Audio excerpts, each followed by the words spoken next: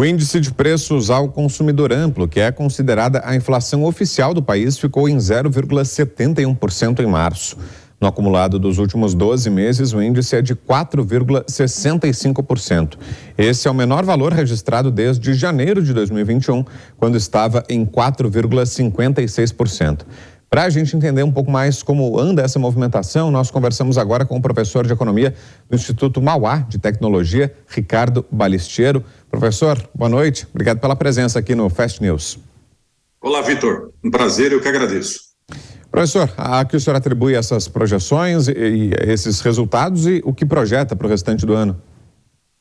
Bom, o resultado foi positivo, né? Levando em consideração que havia uma expectativa um pouco mais pessimista em relação ao comportamento da inflação no mês de março, né? Isso não significa que nós estejamos com todo o problema da inflação devidamente resolvido no Brasil, né? Vamos lembrar que os 2 últimos anos foram anos de descumprimento da meta, né? Evidente que a meta ela é sempre definida com 2 anos de antecedência, né? E pode ser que a meta de inflação definida para o ano de 2022 e 2023 tenha ocorrido num momento em que o mundo estava passando por um momento deflacionário. Então seria interessante, né, poder, para os próximos anos, né, checar se essa meta de fato é uma meta realista. De qualquer maneira, é um dado positivo que a inflação do mês de março, né, tenha cedido ao menor patamar dos últimos 2 anos. Isso certamente abre uma perspectiva e dá um pouco mais de conforto ao Banco Central para que ele possa, quem sabe, né, a partir do meio do ano, iniciar um processo de redução da taxa Selic, que seria muito importante para a retomada do processo de crescimento econômico do país. Está em linha com outros países, professor? A situação brasileira em relação à inflação, ela é semelhante, ela é melhor, é pior do que a de outros países? Tem algum outro país com o qual dê para comparar a situação brasileira no momento? O que nos diz, professor? Proporcionalmente, a nossa inflação é uma inflação que está mais comportada do que em outros países, né? Até pouco tempo atrás, Estados Unidos estava com a inflação rodando na casa de 7%. A nossa inflação, os últimos 12 meses, 4,65%, os próximos 12 meses, alguma coisa aí próximo a 6,5%, a 5,5%, 5,7%, né? Então, se a gente comparar, por exemplo, com a Europa, se nós compararmos com os Estados Unidos, nós estamos num patamar um pouco mais confortável. E aí, Vitor, acho que vale muito a pena nós fazermos uma alusão, né, embora o Banco Central tenha sido aí objeto nas últimas semanas de alguns ataques de alguns economistas, ou mesmo da ala política do governo, mas o Banco Central brasileiro, ele começou a subir a taxa de juros antes do que outros bancos centrais. Isso possibilitou que nós chegássemos nessa situação na metade do primeiro semestre de 2023 em condições de já apontar alguma possibilidade de redução. O que talvez aconteça antes de outras economias, como, por exemplo, a economia norte-americana. Ainda se discute lá nos Estados Unidos se a próxima reunião do Banco Central norte-americano vai aumentar juros, né? E aqui no Brasil nós já começamos a falar na possibilidade de queda. Evidente que os juros são mais altos aqui no Brasil, né? Isso é importante ser levado em consideração, mas a ação do Banco Central foi uma ação preventiva muito importante, né? E que possibilita que nós tenhamos hoje uma situação um pouco mais confortável do que alguns outros países, inclusive países desenvolvidos. E a previsão do senhor, então, professor, é de que comece a ser cortada, né? A partir disso que o senhor está falando, é de se imaginar, então, que venham cortes na taxa básica de juros. A próxima reunião do Copom é em maio, né? Agora, no próximo mês, né? Do Comitê de Política Monetária do Banco Central, que é quem vai definir. A tendência, então, é de que comece uma trajetória de redução. É isso, professor? Eu acho, Vitor, que tudo vai depender do número que nós teremos no mês de abril, né? Se nós continuarmos, porque é muito importante nós ponderarmos, Vitor, que a inflação do mês de março, metade dela, principalmente, foi puxada por combustíveis. Então, se nós não tivéssemos o aumento de combustíveis, a inflação seria ainda mais baixa, né?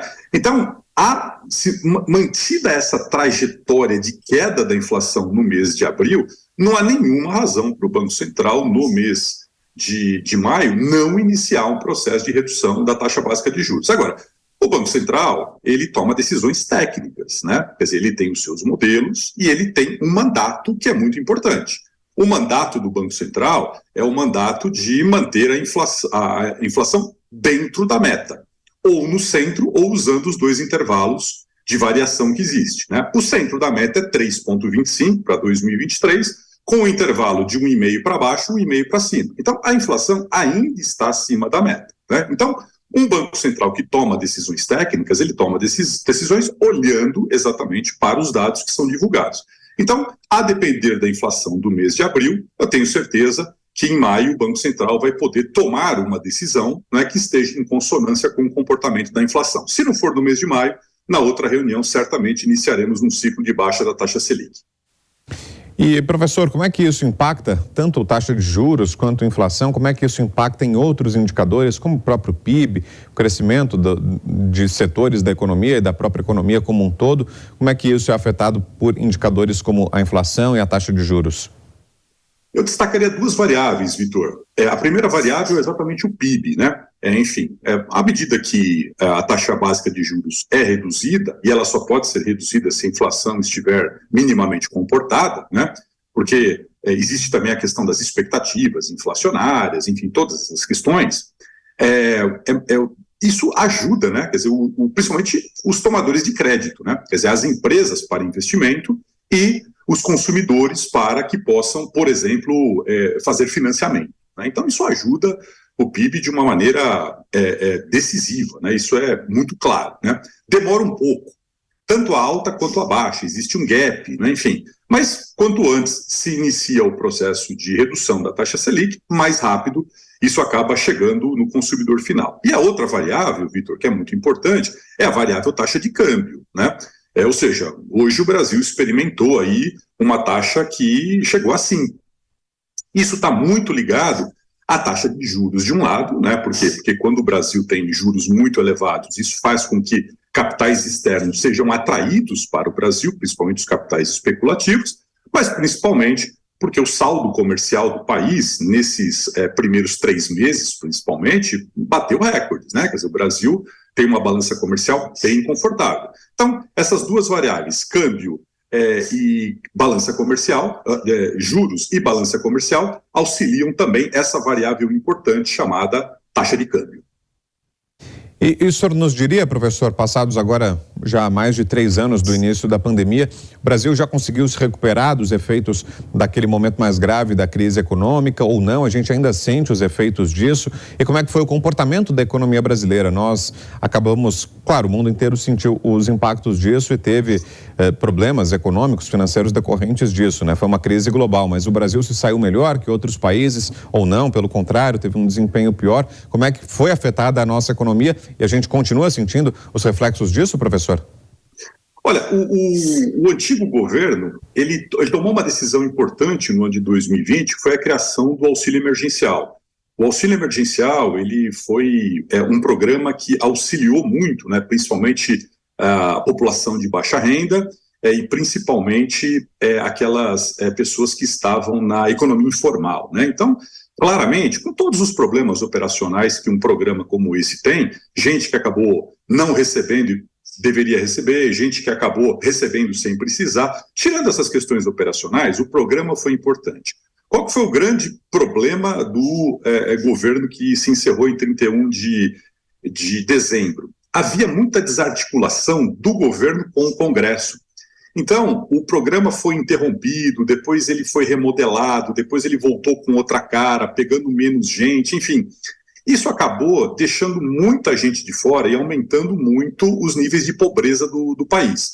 Então, por mais que o Brasil tenha tido um comportamento na média, né, quer dizer, parecido com o que aconteceu no resto do mundo, em termos de queda de PIB e de recuperação, talvez, se o antigo governo tivesse uma gestão operacional um pouco mais eficiente e não houvesse, por exemplo, a interrupção, como houve na virada de 2020 para 2021, por exemplo, né? Quer dizer, durante quase 6 meses as pessoas ficaram sem receber o auxílio emergencial e depois o programa foi remodelado em 2022, enfim, se não houvessem esses programas operacionais, muito provavelmente nós teríamos conseguido chegar ao final de 2022 com um pouco mais de saúde financeira, principalmente da população de baixa renda.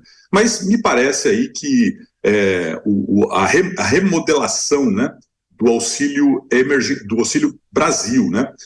Para o Bolsa Família, com o acréscimo de R$ 150, vai possibilitar, por exemplo, nesse primeiro semestre, uma melhora considerável, né, dos padrões aí de renda, principalmente daquela população mais vulnerável, e isso certamente vai ajudar a impulsionar a economia, principalmente no segundo semestre, quando a taxa básica de juros começar a ser reduzida.